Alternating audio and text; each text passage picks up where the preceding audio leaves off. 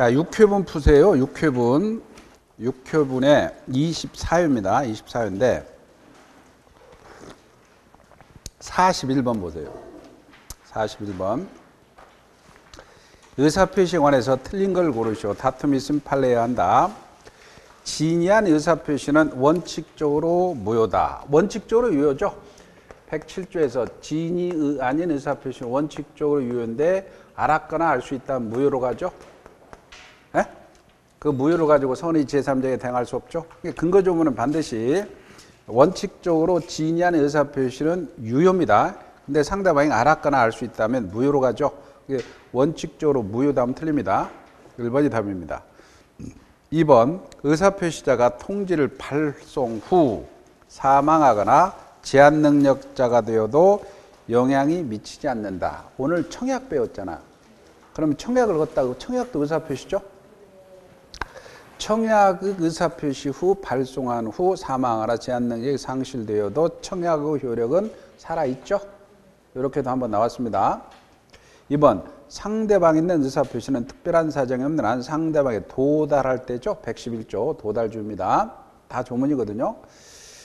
의사표시자가 과실 없이 상대방을 알지 못합니다. 그러면 의사표시는 공시송달 규정에 송달할 수 있죠.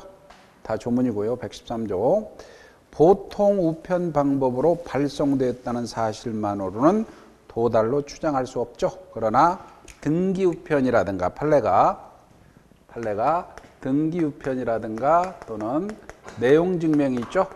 내용증명으로 발송되고 반송이 안 돼요. 판례는 반송이 안 된다면 도달로 추정된다 그랬어요. 정리하시고 그 다음에 42번입니다. 법률의 효력이 발생해야 한 요건이 아닌 것을 골라라. 이건 많이 했죠. 3번이죠. 농지거래에서 농취증, 농지취득 자격 증명원은 등기요건이라 그랬죠. 등기요건이지 효력 발생 요건이 아니다. 그래서 농지취득 자격, 농지매매에 있어서 농취증을 첨부하라는 농지취득 자격증명 첨부한 농지법 규정은 매매 효력 요건이 아닙니다. 등기 요건입니다. 우리가 뭐 경매 보면 그거 있죠. 경매를 받아서 내가 농지를 경매받았어. 그러면 경매도 일종의 매매죠. 경매도 매매죠. 그러니까 경매를 받을 수 있어요. 그러나 단 등기할 때 첨부되는 거예요. 등기할 때. 대량에서 대리권의 존재가 있어야 되죠. 효력 요건입니다. 2번 정지조건부 법률행위라면 조건이 성취돼야 효력이 발생하죠. 효력 요건이죠. 법률행위 적법해야 효력이 발생하죠. 효력 요건입니다. 토지거래 허가구역에서 관할관청 허가가 있어야 효력이 발생하죠. 효력 요건입니다. 그 다음에 불공정한 법률행위 틀린 걸 고르시오. 불공정한 법률행위다. 그러면 104조가 생각나면서 당사자가 궁박, 경솔, 무경험으로 인해서 현재의 공정을 잃었다면 불공정이죠. 거기서 1번에 무경험이라는 것은 거래 일반 부족입니다. 경험 부족이지 특수 영역에서 경험 부족이 아닙니다. 거꾸로 되어 있습니다. 무경험은 일반 거래 경험 부족이지 특수 영역에서 경험 부족이 아니다. 1번이 틀렸습니다. 그 다음에 불공정한 법률에 두기 위해서는 궁박, 경솔, 무경험 가운데 하나만 있으면 되죠. 또는으로 연결되니까 그렇죠. 그 다음에 현저하고 공정을 잃었다. 객관적 요건을 입증했다 하더라도 경솔, 무경험이 추정되지 않는다. 맞죠? 일일이 침해 노인이 다 입증해야 됩니다. 4번 불공정한 법률에 불이익을 받을 입을 당사자가 불공정 소송을 주장할 수 없도록 부제소 합의합니다. 소송을 제기하지 않겠다. 이것도 무효입니다. 판례집에 찾아보면 있습니다. 불공정한 법률행위는 약자적 죄에 있는 자가 궁박, 경솔, 무경험을 이용하는 규제라는 데 목적이 있다. 봤죠? 44번은 이게 섞었어요. 이게 법률행위 해석에서 규범적 해석하고 이중매매를 이렇게 합해서 출제가 됐어요. 규범적 해석은 구범적 해석과 이중매매를 합했습니다. 문제 보면 갑은을에게 X토지를 제곱미터당 98만 원에 매도하려는 매도라고 했는데 잘못해서 청약서에 89만 원으로 기재했어요. 그리고 이에 대한 을이 승낙을 했어. 을이 승낙했어. 그리고 X토지의 시가가 제곱미터당 158만 원으로 폭등해 버렸습니다. 갑이 병에게 X토지를 제곱미터당 158만 원에 매도해서 이전 등기 해주었습니다. 틀린 걸 고르시오. 갑과 을이 계약을 했잖아요. 계약을 했는데 소유권 넘겼다는 말은 없죠. 근데 아까 98만 원에 그 합의를 해놓고는 매도하려고 했는데 잘못해서 89만 원으로 기재했죠. 89만 원으로 기재한 것과 그리고 오르자 갑이 등기해줘. 병한테 등기해줘 버렸죠. 병한테 등기해줬어. 소유권 넘겼습니다. 이렇게. 그럼 이 사람이 적극 가담했다는 말이 없죠. 적극 가담했다는 말이 없죠. 그러니까 이게 등기를 먼저 가져간 사람이 소유권 취득하죠. 네? 적극 가담이 없어요. 그래서 원래는 병한테로 갑니다. 그럼 1번 보세요. 을은 갑병 사이의 매매가 사기가 아니잖아요. 사기가 되려면 이 사람이 등기를 해주고 팔아먹여야 사기는 될 수 있어. 근데 계약만 가지고는 낙성이잖아요. 사기가 아니죠? 사기 아닙니다. 틀렸고 취소할 수 없습니다.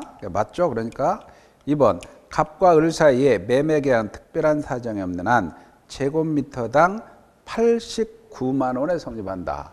자 보세요. 요게 이 사람이 98만 원에 적을 것을 착오로 89만 원에 했으니까 요 을의 입장에서 본다면 이 내심 의사를 알 수가 없죠. 내심 의사는 알 수 없죠. 그러니까 요 표시된 대로 일단은 표시했으니까 표시된 대로 효과를 발생하는데 상대방 시각에서 규범적 해석을 하는 결과입니다. 규범적 해석을. 그 다음에 을은 병명으로 이런 소유권 말소를 청구할 수 없다. 소유권이 병한테 있으니까 을이라는 사람은 순수한 계약자죠. 순수한 채권자예요. 채권자니까 매수인 입장에서 등기 말소하라 청구할 수 없어. 이 사람 소유권 취득합니다. 그 다음에 4번이에요. 만일 갑과 을이 제곱미터 98만으로 합의했어. 합의했다는 것은 내심의 효과가 98만 원이죠. 근데 89만으로 기재됐어. 이거는 합의는 98만을 했어요. 근데 표시는 89만으로 했다. 이거는 자연적 해석이죠. 자연적 해석에 따라서 우리가 오표시 무효 원칙 있죠? 오표시 무효의 원칙에 따라서 이게 합의한다에 따라서 98만 원의 계약은 성립합니다. 그래서 착오로 취소할 수 없죠. 98만 원 계약 성립하니까 자연적 해석 결과입니다. 그 다음 5번입니다. 만일 갑의 배명에 적극 가담한 병으로부터 적극 가담이란 말이 있죠? 이게 적극 가담했어요. 적극 가담했다면 103조 위반이죠. 103조 반사의 질서 법률행위 무효인데 무효는 절대적이죠. 그러니까 절대적이니까 선의의 제3자에게도 주장할 수 있죠. 네? 주장할 수 있어요. 따라서 적극 가담한 병으로부터 선의 정 소유권 취득 못합니다. 정이 소유권 취득했어요. 그러면 정은 자 갑과 병사의 매매의 유효를 주장할 수 없어요. 절대적 무효입니다. 답은 5번이죠. 자, 그 다음에 5번입니다. 법률의 종류에 관해서 틀린 걸 고르시오. 채권행위, 교환이죠. 맞죠? 2번, 상대방 없는 단독행위, 유죄포라고 그랬죠. 유죄포가 아니고, 계약 해제는 상대방이 있죠. 동철이가 상추 먹고 추예에 채무 면제해줬다. 예? 그래서 해제는 상대방 있는 단독행위입니다. 2번이 틀렸죠. 처분행위. 처분행위, 지상권 설정행위, 지역권 설정행위, 전세권 설정행위, 저당권 설정행위, 설정행위는 처분행위입니다. 임대차, 낙성, 유상, 쌍무, 불효식 계약이죠? 유상 맞습니다. 증여, 무상이죠? 46번, 대리인에 의해서 대리인에 대해 설명으로 틀린 것을 고르시오. 이 복대리라는 거는 개념이 뭐였죠? 복대리 개념이 대리인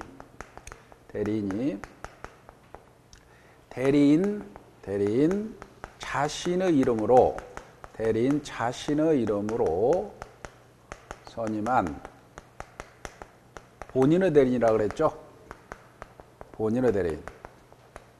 그러니까 대리인 자신의 이름으로 선임한 본인의 대리인이니까 복임행위는 대리행위가 아니죠? 본인 이름으로 하지 않았으니까. 그렇지만 본인의 대리인이지 대리인의 대리인이다 하면 틀린다 그랬어요. 그래서 1번 보세요. 복대리는 권한 내에서 대리인의 이름으로 법률행위, 본인 이름으로 하죠. 본인의 대리니까. 대리인 이름으로 하는 게 아닙니다. 본인 이름으로 하는 거예요. 본인의 대리니까. 틀렸죠. 수권행위로 권한을 정하지 않습니다. 대리인은 대리인의 목적인 권리나 성질이 변하지 않는 범위에 이용행위할 수 있죠. 118조 조문입니다. 대리인은 권한 내에서 사자, 심부름꾼이죠. 사자를 사용할 수 있으며 심부름꾼인데 그 사자는 복대리 규정이 적용되지 않습니다. 판례입니다. 판례집 찾아보세요. 있어요. 그 다음에 대리에 의해서 성년 후견이 개시됩니다. 그러면 성년 후견이 개시됩니다. 그러면 대리인이 미쳐버리는 거야. 성년 후견. 치매 걸려버려요. 그러면 대리권 소멸하겠죠. 그 다음에 대리인이 여러 사람입니다. 수인인 경우에 원칙은 각자 대리죠. 119조. 그러나 특별한 규정이 있다면 공동대리로 갑니다. 각자 대리. 다 조문입니다. 47번. 법률행위가 확정적이지 않는 걸 골라라. 지금 확정적이지 않는 거. 이게 확정적이지 않다. 법률행위가 확정적이지 않는 걸 고르시오. 그랬잖아요. 쉽게 말하면 이거는 유동적인 걸 고르는 거예요. 유동적에는 유동적 무효도 있고 유동적 유효도 있죠. 그러면 유동적 유효는 우리가 취소는 유효지만 취소하면 무효가 되죠. 유동적 유효는 취소는 유효지만 무효로 갈 수 있죠. 유동적 유효입니다. 유동적 무효는 뭡니까? 유동적 무효는 우리가 협의 무건대리 무효인데 유효로 갈 수 있죠. 추인하면. 그 다음에 그러니까 토지거래 허가 구역에서 허가 전어 상태가 유동적이죠. 그 다음에 정지조건부 매매를 했다. 예를 들어 소유권 유보부 매매했다. 소유권 유보부 매매를 했다. 소유권이 안 넘어오다가 할부가 끝나면 넘어오잖아요. 효력이 없다가 할부가 끝나면 이것도 유동적이라고 봅니다. 그래서 이런 것들이 있어요. 확정적이지 않는 어려운 문제죠. 상대방과 통정했어. 확정 무효입니다. 유효로 갈 수가 없어요. 니은 무건대리 상대방이 거절했으니까 확정 무효죠. 추인하면 유효지만 확정 무효입니다. 상대방이 강박에 한 의사표 취소할 수 있죠. 취소할 수 있으니까 유동적이야. 유효인데 취소하면 무효로 가죠. 유동적 유효입니다. 그 다음에 조건부 권리를 처분할 수 있잖아요. 유효입니다. 이건 확정 유효입니다. 그 다음에 소유권 유보부 정지조건부 매매입니다. 할부 끝날 때까지는 안 넘어오지만 할부 끝나면 넘어오니까 유동적입니다. 그래서 디귿 미음입니다. 5번이죠. 이거 정리하세요. 유동적 무효로 간다, 유효로 간다. 이거 취소는 여러 사유가 있죠. 그래서 이거 3개, 이렇게 4개. 48번입니다. 갑의대리인 을은 갑소유 부동산을 병에게 매도하기로 약정했습니다. 틀린 걸 고르시오. 그러면 을은 특별한 약정이 없으면 병으로부터 계약금을 수령할 권한이 있죠. 맞습니다. 을이 병의 기망행위로 병의 상대방이 사기쳤죠. 그러면 그 대리 그 취소권은 누구한테 기소가죠? 본인한테 기소가죠. 예? 병의 기망행위니까 대리인이 사기를 당한 거야. 그러면 취소권은 갑에게 가니까 갑이 취소할 수 있죠. 그 다음에 을이 매매 계약서에 갑의 이름을 기재하고 갑의 인장만 날인해 서명대리라고 합니다. 유효하죠. 그 다음에 을이 매매 계약을 체결하면서 갑을 위한 것임을 표시하지 않았습니다. 115조죠. 특별한 사정이 없는 한 의사표시는 대리인 자신을 위한 것으로 본다라 그랬죠. 이 본다 115조 이 본다를 추정한 다음 틀린다 그랬죠. 그리고 이거는 착오로 취소 안 된다 그랬어요. 이런 뜻이다 그랬어요. 115조. 여기 5번 보세요. 참 지저분한 문제인데 만일 을이 미성년자야. 그러면 미성년자는 미성년자가 취소할 수 있는 거죠. 법정 대리나. 에? 그런데 갑이 느닷없이 갑이 을이 제한 능력을 이유로 취소할 수 있다 없다? 없습니다. 119조 대리는 행위 능력자임을 요하지 않습니다. 따라서 을이 미성년자에 갑이 미성년자 설명해 놓고 갑이 취소할 수 있다면 상대방은 열받잖아요. 119조에 따라서 대리는 행위 능력자임을 요하지 않는다. 5번이 답입니다. 반사회적 법률행위 무효가 아닌 것을 고르시오. 어떤 일이 있어도 이혼하지 않겠다. 무효입니다. 개인적 자유를 극히 의사결정자유를 침해합니다. 불륜관계를 종료를 해제 조건으로 내연관계한 증여. 자, 불륜관계 종료를 해제 조건으로 내연관계의 증여. 무슨 말이냐면 갑이라는 사람이 내연녀한테 을한테 내가 집을 주고 그 다음에 집을 주고 땅을 준다. 월 100만 원, 월 1000만 원씩 준다. 그런데 우리 끝나면 다 돌려줘. 이런 거죠. 해제 조건이니까. 소유권을 넘겨주는데 소유권 만약에 불륜관계 끝나면 없었던 걸 하자. 무효겠죠. 무효입니다. 그 다음에 증여자가 부동산 매매에 적극 가담했다. 무효죠. 그 다음에 4번 관계 당사 전원 합의로 중간 생략 등기는 유효입니다. 단속 규정이라고 그랬어요. 작년에는 또 뭐라고 나온지 아세요? 작년에는 요 비슷한 게 뭐냐면 전매 금지 특이하 그래. 전매 하지 말아라고 금지 규정을 했는데 그 유효해서 전매를 했다 하더라도 유효입니다. 공무원은 직무에 관해 특별한 척탁을 하고 그 보수로 금전을 지급하는 약정도 다 무효입니다. 50번 보세요. 법률행위 무효에 관해서 틀린 걸 골라라. 자, 무효인 법률행위를 추인하면 특별한 사정이 없는 한 처음부터가 틀렸죠? 추인하면 새로운 법률행위 보잖아요. 처음부터가 틀렸습니다. 처음부터를 지워버리시면 맞아요. 그래서 무효인 법률행위를 추인하면 새로운 법률행위로 봅니다. 틀렸죠? 추인의 요건을 갖추면 취소로 무효가 된 법률행위를 추인할 수 있다. 여기 추인은 취소해버려요. 그럼 소급해서 무효가 되죠? 무효가 되니까 무효가 됐으니까 무효행위를 추인할 수 있으면 새로운 법률행위로 할 수 있다는 거야. 취소하면 무효가 되잖아. 그죠? 근데 무효가 됐으니까 무효를 추인하면은 새로운 법률을 볼 수 있다는 겁니다. 맞아요. 판례입니다. 사유질서 위반으로 무효인 법률행위는 추인의 대상이 되지 않죠. 그렇죠? 우리가 103조 위반이라든가 104조 불공정한 법률행위는 추인이 안 되잖아요. 그죠? 그래서 103조 반사유질서 법률행위는 추인도 안 되고 전환도 안 되죠. 근데 104조 불공정한 법률행위는 추인 안 되죠. 근데 전환은 돼야 안 돼요? 전환 됩니다. 무행이 전환되죠? 103조는 반사유질서 법률행위는 추인, 전환도 안 됩니다. 그러나 104조 불공정한 법률행위는 추인은 안 되지만 전환은 된다. 잘 나오죠? 그 다음에 무효인 법률에 따른 효과를 침해하는 것처럼 보이는 위법행위가 있더라도 무효에서는 부당이득이 나와야 되지 손해배상은 청구할 수 없죠. 아까 손해배상은 오전에 배웠잖아요. 계약 책임이냐 불법행위 책임이냐 둘에서 나오는 거지 무효나 취소에서는 부당이득이 나오는 겁니다. 폭리행위로 무효가 됩니다. 다른 방이 전환할 수 있죠. 계속 나옵니다. 이거는 전환 가능하고. 51번입니다. 여기까지 해서 민총이 이제 10개 문제가 나와요. 민총이. 그 다음에 이제 51번부터 물권입니다. 부동산 물권 등기 없이니까 187조죠. 아닌 것을, 187조가 아닌 걸 골라라. 신축. 187조죠. 등기 없이 취득하죠. 분묘 기지권 취득할 때 등기 필요 없잖아. 봉분이 있으니까. 그 다음에 상속. 등기 없이 취득하죠.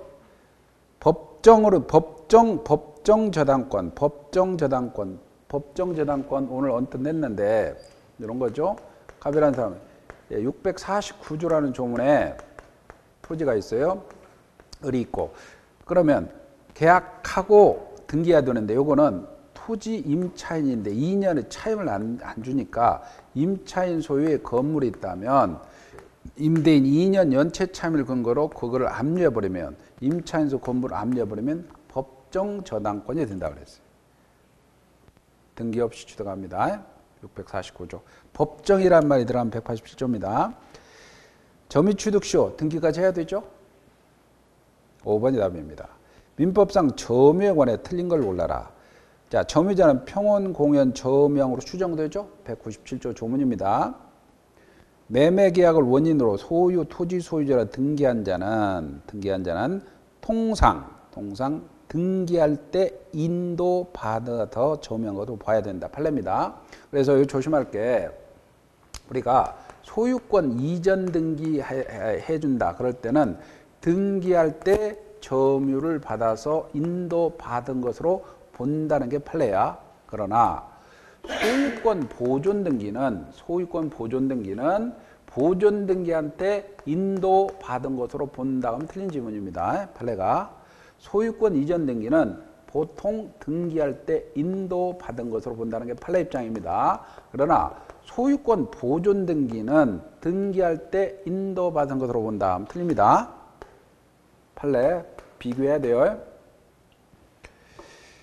그 다음에 여기 소유권 이전 등기가 맞습니다. 점유자가 점유를 행사하는 권리는 적법하게 보유한 거로 추정하죠. 200조. 여기에 점유물은 동산에 안 한다 그랬죠. 부동산은 포함 안 됩니다. 200조. 악의 점유자가 그 잘못 없이 이게 핵심이죠. 잘못 없이 과실을 훼손 수취하지 못한 경우는 대가 보상을 해야 되는 할 필요 없죠. 우리가 201조 1항에서는 선의 점유자는 과실 취득하죠.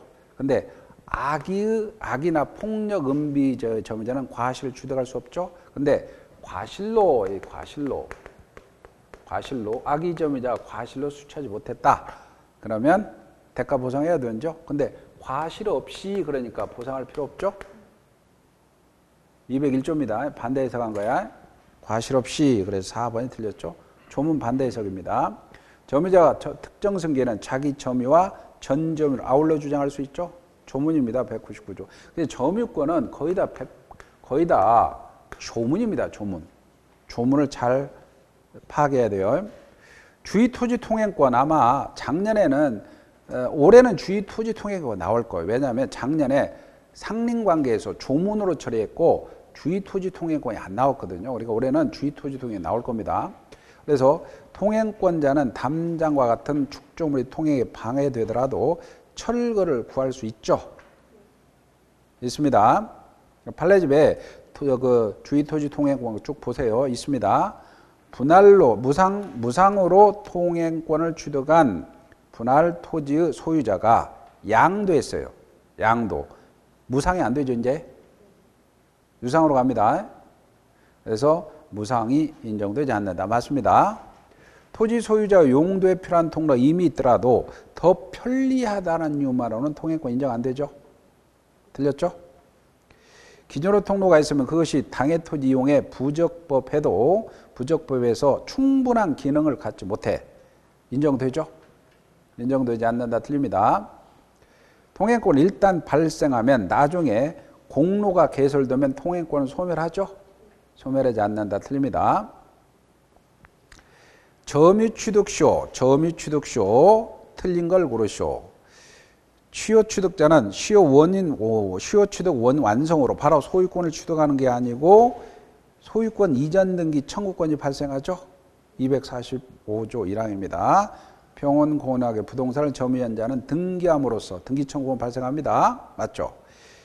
시효취득자의 점유가 계속되는 동안 이미 발생한 등기 청구권은 시효로 소멸하지 않는다. 맞죠? 이게 시효로 소멸하지 않는 게 우리가 점처 사건 있죠? 점처. 그러니까 목적물을 인도받아 점유하고 있고 처분했다면 소유권 이전 등기 청구권은 이때는 시효가 진행하지 않는 거고, 두 번째 점유취득시효에서 점유를 계속하고 있을 때 이 소유권 이전 등기 청구권은 시효가 진행하지 않는다는 거 두 개가 있어요. 그래서 목적물 인도받아 점유하고 있어 적극 전 권리행사로 처분했다. 그리고 점유 취득시효에서 점유를 계속하고 있다면 취득시효는 시효가 진행하지 않는다는 겁니다. 그다음 3번이죠. 시효취득이라는 소유권 이전 청구권이 발생하면 당사자 사이의 채권 관계가 성립하지 않죠. 채권 채무가 없어요. 그래서 채권 관계가 성립하지 않습니다.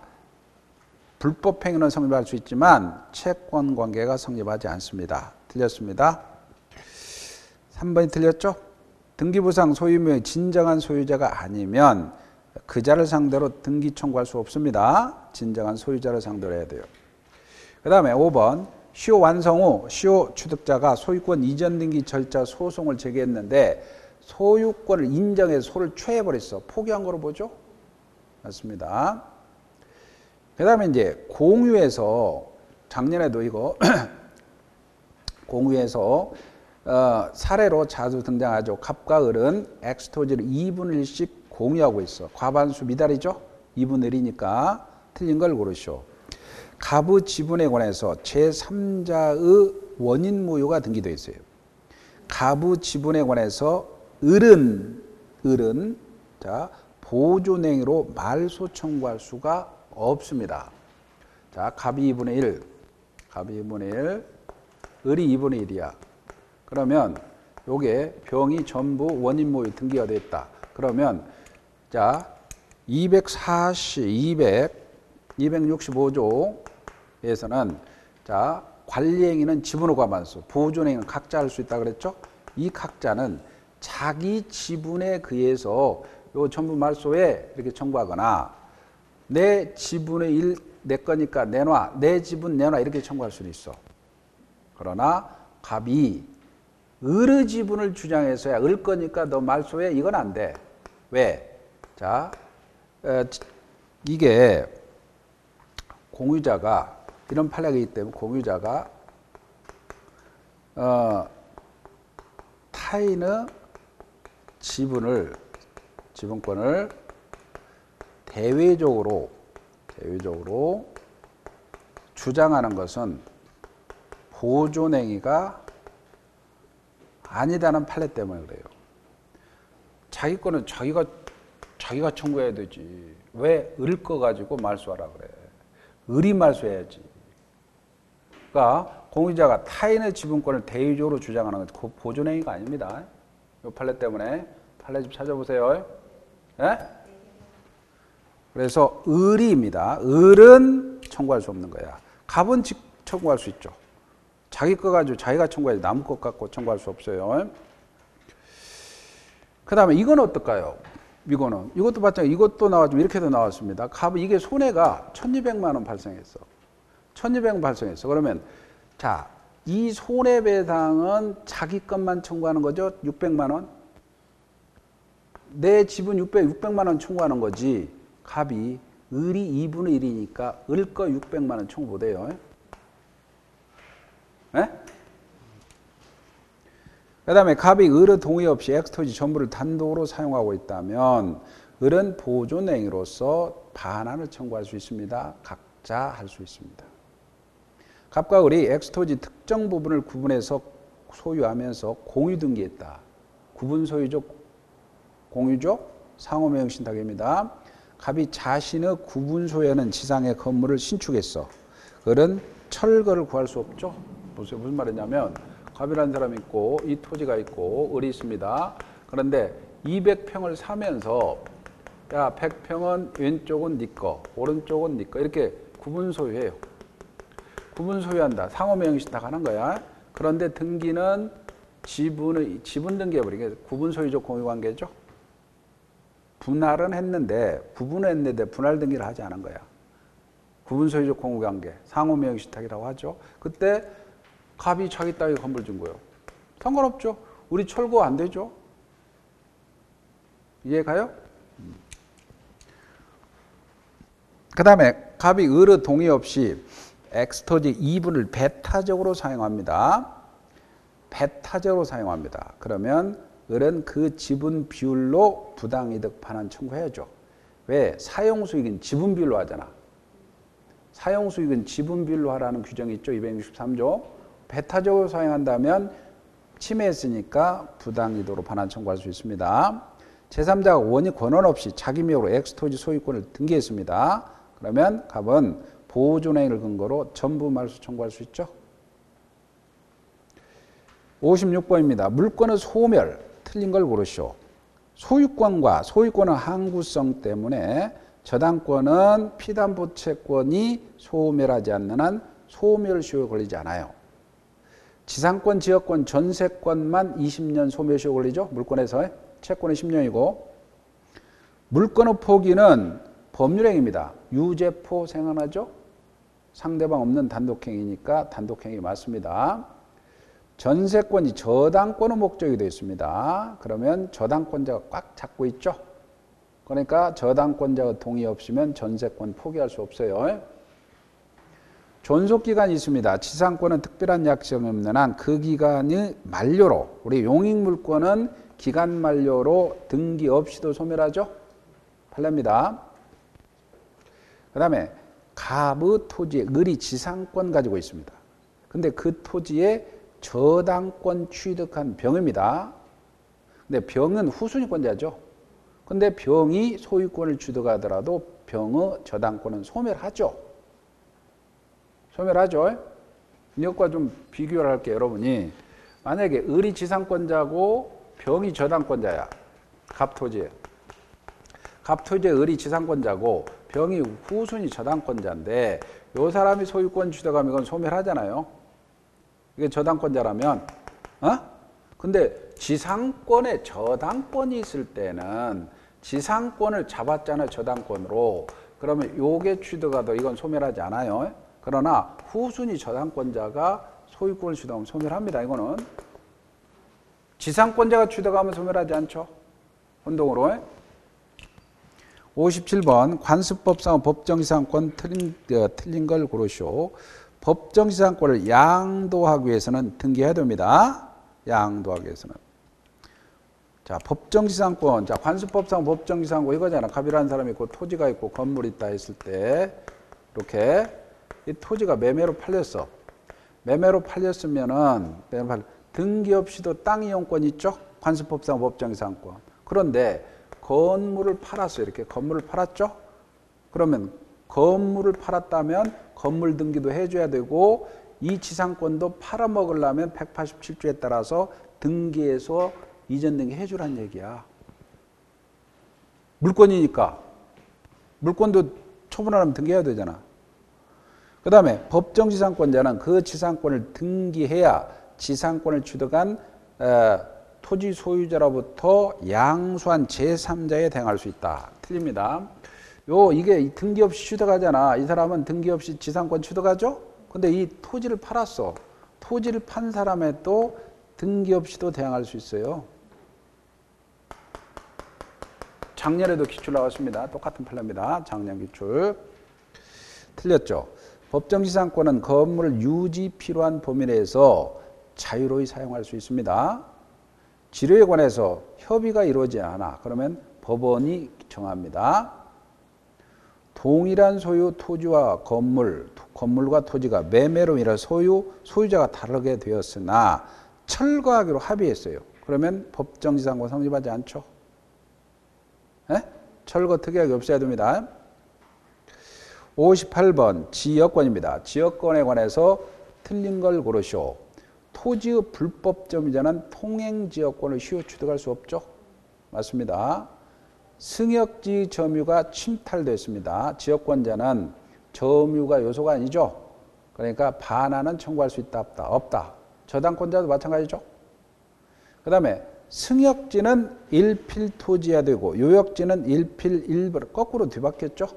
요역지는 전부 해야 돼요. 승역지는 일부든 상관없으면 거꾸로 뒤바뀌었습니다. 요역지의 전세권자란 특별한 사정이 없는 한 지역권을 행사할 수 있죠. 소유권, 이유, 권리, 목적이 되니까. 맞습니다. 공유자 1인 지역권을 취득할 때는 다른 공유자를 취득하죠. 근데 올해 시험에 지역권에서는 지상권자가 지역권을 작년에 지역권을 시효 취득 못합니다. 시효 취득할 수 있어요, 없어요? 있죠. 소유권자만 시효 취득할 수 있는 게 아니고 지상권, 전세권자도 시효 취득 가능합니다. 올해 작년에 기출이죠. 찾아보세요. 그 다음에 넘겨보세요. 59번입니다. 전세권에 관해서 틀린 걸 고르시오. 전세권을 사용수익으로 하는 전세권에는 상린관계도 갖다 쓰죠. 상린관계도 갖다 씁니다. 준용하지 않습니다. 지상권이나 우리가 상린관계는 어디에서 규정하죠? 소유권에서 규정하죠. 소유권에서 규정해놓고 소유권 한 내용입니다. 이게 나중에 지상권이나 전세권에서 갖다 씁니다.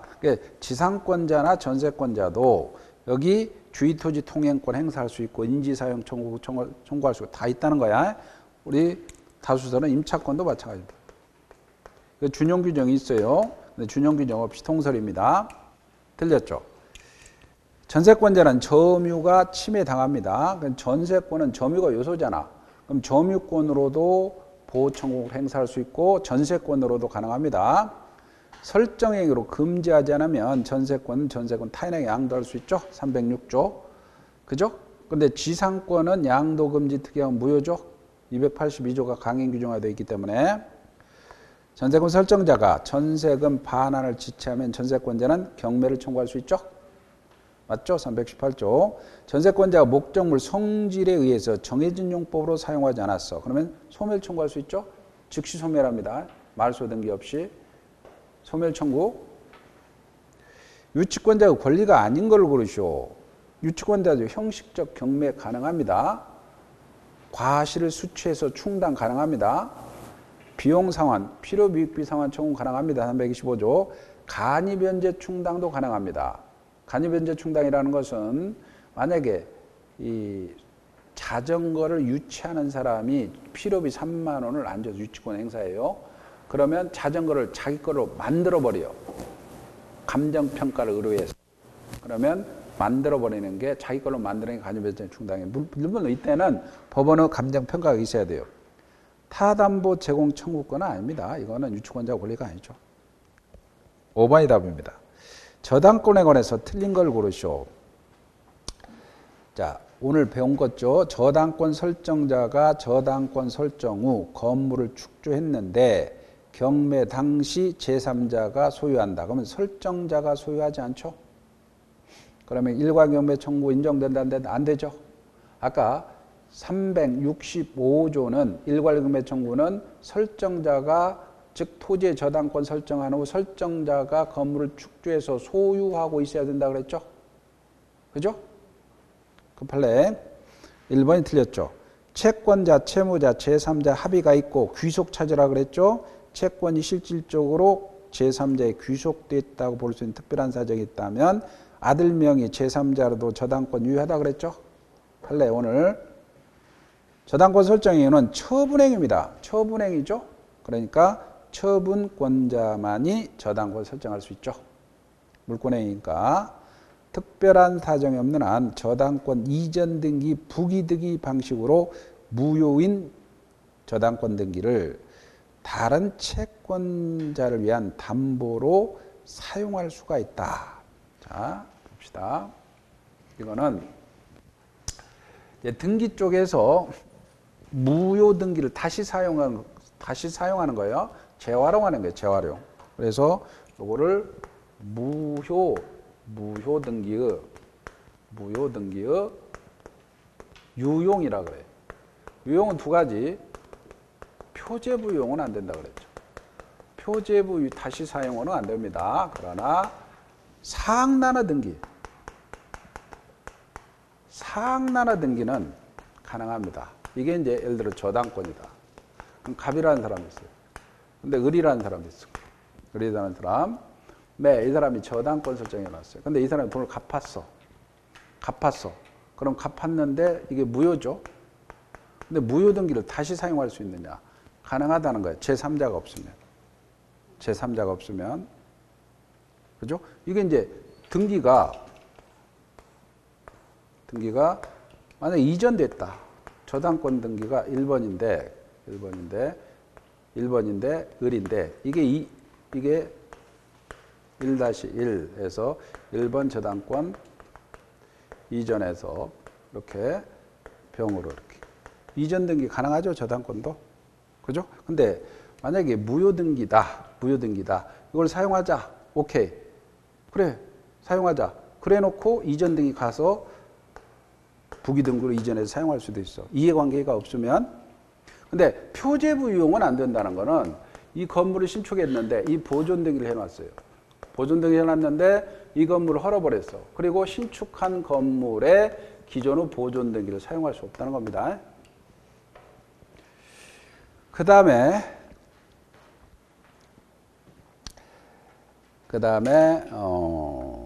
5번이죠. 특별한 사정이 없으면 저당권 피담보채권 소멸 후 말소 등기 전에 전부 명령을 받아서 저당권이 이전 등기가 됐더라도 저당권 효력이 없다고 그랬죠. 오늘 판례 봤죠? 자, 6번입니다. 유치권은 소멸 사유가 아닌 걸 보시오. 유치권자가 소유권 취득한다. 유치권 소멸하죠. 혼동. 점유 상실로 유치권 소멸하죠. 그 다음에 유치물이 멸실했어. 그러면 소멸합니다. 물상대액이 일어나지 않죠. 채무자의 유치물 제3자의 유치물을 보관했다 하더라도 유치권 소멸하지 않습니다. 4번이 답이죠. 채무자, 간이자, 유치물 소유자 변제하면 유치권 소멸합니다. 갚았으니까. 그 다음에 63번입니다. 오늘 이 문제 푸는 것 같은데 갑은 X건물의 1번 저당권이니까 말소 기준 권리입니다. 을이 전세권, 샌드위치죠? 그 병이 2번 저당권 취득했습니다. 그러면 말소 기준 권리는 1번이죠. 그러니까 다 소멸합니다. 누가 경매 청구하든 경매 신청 전에 건물의 소유자 부탁으로 비과세는 X건물 수리를 한 정입니다. 유치권은 깡패라고 그랬죠? 선순위권자에게 대항할 수 있어요. 그러면 누가 경매 청구하든 유치권만 살아남고 다 소멸합니다.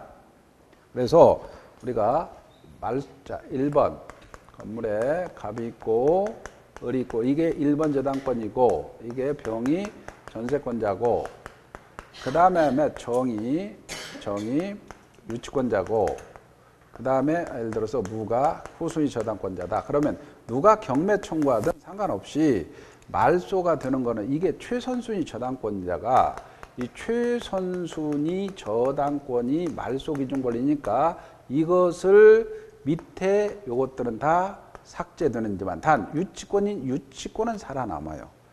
유치권 살아남으니까 요 병한테 대항할 수가 있습니다. 즉 낙찰받은 사람한테. 나머지는 다 죽어요. 답은 3번이죠. 병의 경매 신청으로 무가 건물을 매수하더라도 정의 유치권을 제외한 모든 권리는 소멸합니다.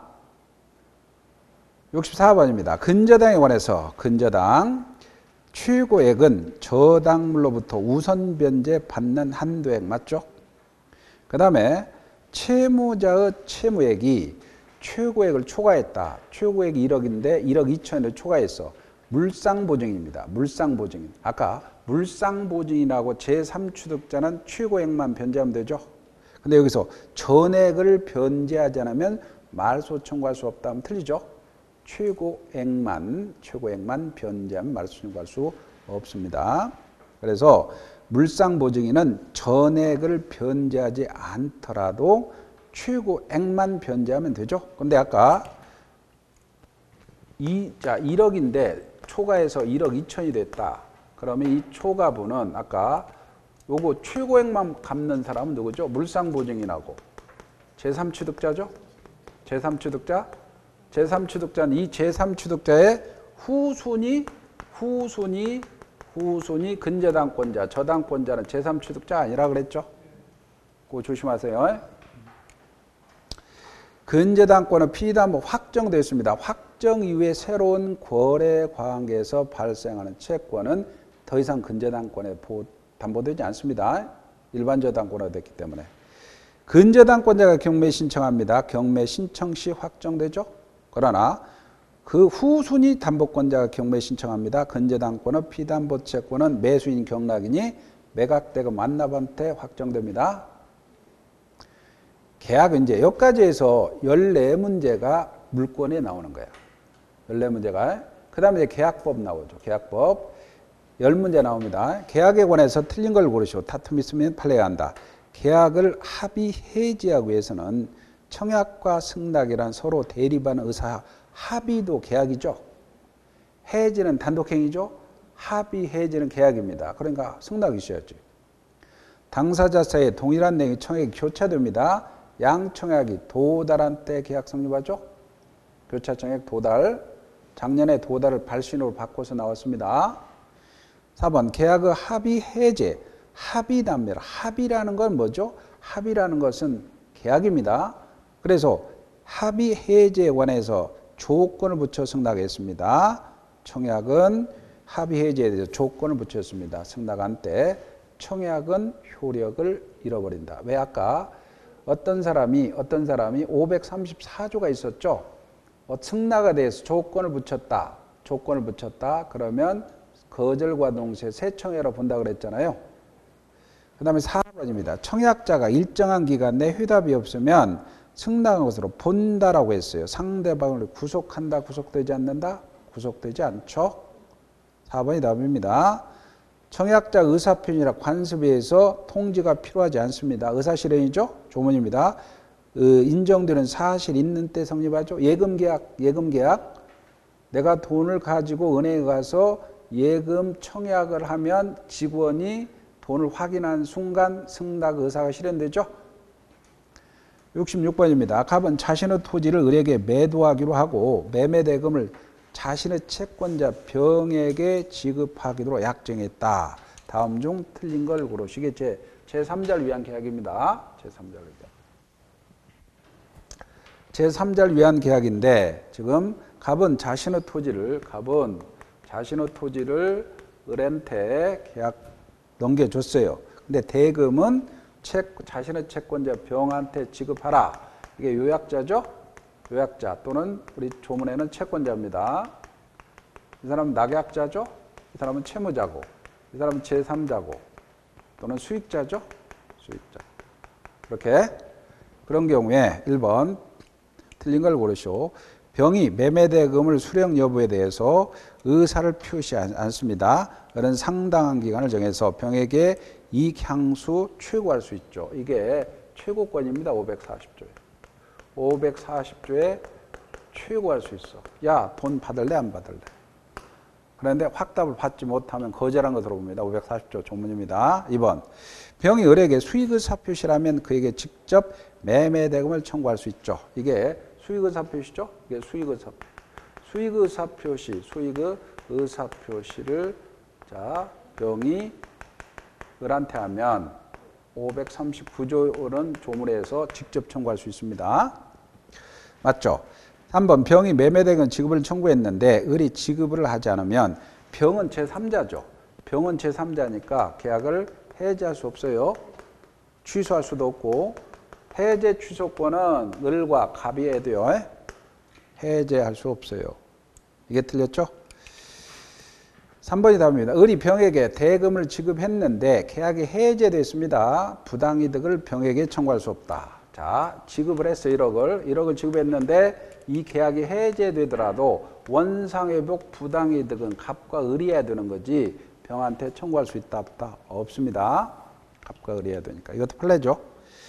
갑이 소유권을 이전하지 않으면 을은 특별한 사정이 없는 한 병의 대금 지급을 거절할 수 있습니다. 이게 자 1억 내놔라. 그러면 토지를 주면 줄게. 이게 계약에 기한 항변권이라고 그래요. 계약에 기한 항변권. 계약에 기한 항변권은 542조라는 조문이 규정하고 있어요. 542조. 67번입니다. 계약 해제에 관해서 틀린 걸 고르시오. 계약 해제. 해제를 하면 처음부터 무효가 됩니다. 처음부터 맞죠? 계약 합의 해제되었습니다. 합의 해제. 합의 해제는 계약입니다. 당사자 일방이 상대방의 손해배상하기로 한 특별한 사정이 없으면 채무불이행으로 손해배상을 청구할 수 없다. 자, 보세요. 해제 효과는 다음 주에 해제 효과가 볼 건데, 이게 해제는 단독행위입니다. 첫째가 소급에서 무효가 돼요. 소급에서 무효되고, 두 번째가 원상 회복을 해야 돼요. 이 원상 회복과 세 번째 손해배상, 이 손해배상 청구할 수 있어요. 그런데 이 원상 회복에 받은 금전에는 이자를 지급하라 라는 548조 단서가 있어요. 그런데 요거는 단독행위에 이 규정이 있단 말이에요. 그러면 이 단독행위에 이게 해제 계약은 해제 계약 또는 합의 해제라고 합니다.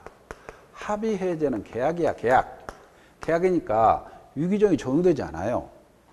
그러니까 받은 금전의 단독행위에 요 규정이 있단 말이에요. 그러니까 이 규정이 적용되지 않으니까 여기 받은 금전에 이자 지급을 필요가 없고, 요거는 단독행위, 법정 해제 사유니까 채무불이행이 안 되니까 합의 해제는 그 손해배상 청구할 수 없어요. 판례입니다.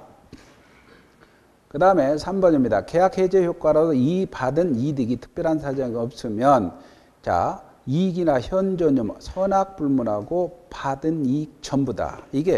요게 원상회복이단 말이야. 원상회복은 이 취소했을 때는 효과가 부당이득이죠. 부당이득은 이렇게 748조에서 선악을 구분해요. 선악을 구분해서 선의 수익자는 현존이익, 악의 수익자는 전부 반환. 그런데 이 해제 효과는 원상회복은 요 부당이득의 특칙입니다. 특칙이니까 원칙이 원물 반환을 해야 돼요. 원물 반환하니까 이거는 뭐 선악을 구분하지 않고 전부 반환하는 거야. 맞죠? 그 다음에 4번입니다. 해제된 계약으로 생긴 효과가 기초해서 해제 후 말소 등기 전이라면 선의만 보호합니다. 악의는 보호돼야 하잖아요. 선악 불문하고 악의가 빠져야 돼요. 무슨 말이냐면 이게 548조에서 요때 원상 회복을 해야 되는데 제3자의 권리를 해야지 못한다. 이렇게 규정하고 있어. 해제 효과에서 원상 회복은 제3자의 권리를 해야지 못한다. 그러면 우리가 이거 제3자 앞에 선악을 구분하지 않았어요. 그러면 우리가 사기로 취소했다. 착오로 취소했다. 그럴 때는 선이 제3자에게 대항하지 못한다. 즉 취소 경우는 사기 강박 무효 취소 경우는 앞에 선이라고 못 박았거든요. 107조, 108조, 109조. 근데 여기 해제는 그냥 앞에 그냥 원상회복해야 되는데 제3자가 권리해야 제3자가 보호된다는 거야. 그래서 판례가 해제 전이라면 해제 사유가 있다는 사실을 몰랐던 알았던 다 보호하는 취지 아니냐. 그러나 판례가 해제 후 말소 등기 전이라면 제3자가 취득했다. 그럴 때는 모르는 사람만 보호하는 거예요. 판례가. 그래서 해제 전이라면, 이건 해제 전입니다. 해제 전이라면 선악불문하고 보호되지만 해제 후 말소 등기 전하면 선의만 보호하는데 무효 취소 해제는 선의로 못 박았잖아. 선의로 못 박았으니까 해제 전에 샀던 해제 후에 샀던 무조건 선의만 보호합니다.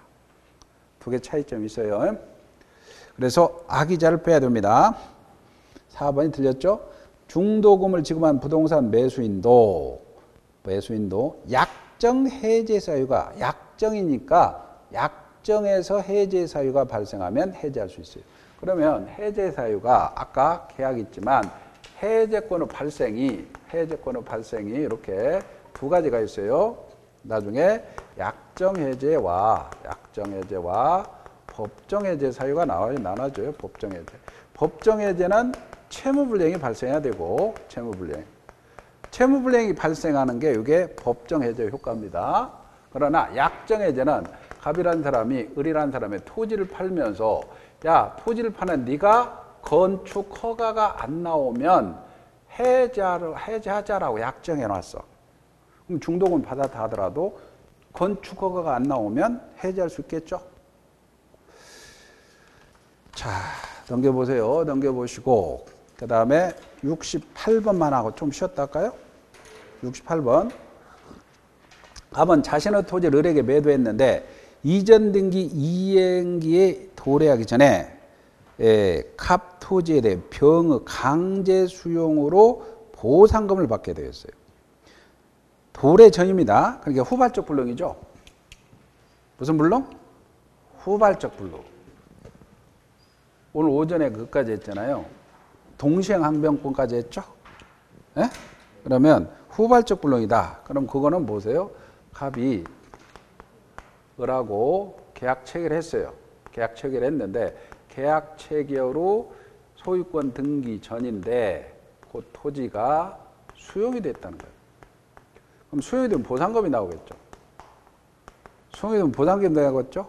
그러면 계약 체결 후 인도 전입니다. 계약 체결 후 인도 전인데 그게 후발적 불능이다.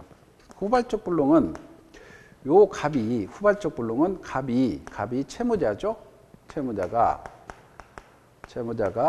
과연 책임이 있느냐?